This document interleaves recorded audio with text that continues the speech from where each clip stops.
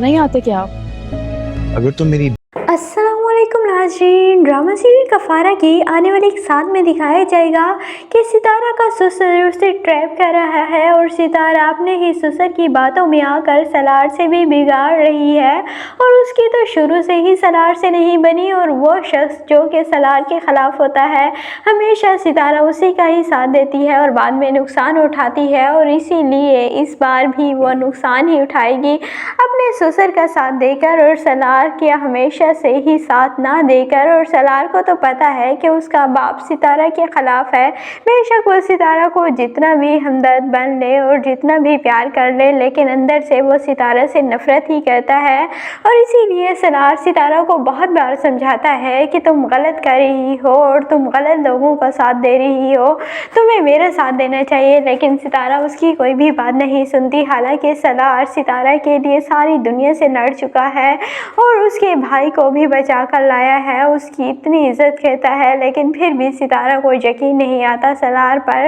और कुछ सलार ने बातें भी ऐसी की कि यकीन करना मुश्किल है, लेकिन फिर भी कोई अंधा भी हो, पागल भी हो, फिर भी उसे यकीन आ ही जाएगा कि सलार वाकई उससे मोहब्बत करता है।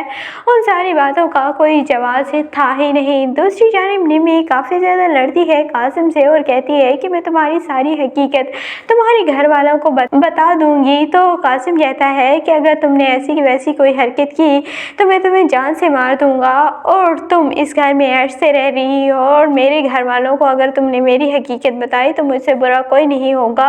और इसीलिए निमी को पटक कर मारता है बेड पर और निमी के साथ तो अब सही से हो रहा है और निमी जितनी चालाक बनती रही उसकी सारी चालाकियाँ ही निकल गई हैं। दूसरी जानिब किरण सुसाइड अटेम्प्ट करने की कोशिश करती है, लेकिन वहीं पर सलार पहुंच जाता है और सलार किरण को कहता है कि तुमने पहले एक गलती की और अब दूसरी गलती कर रही हो खुदकुशी करके।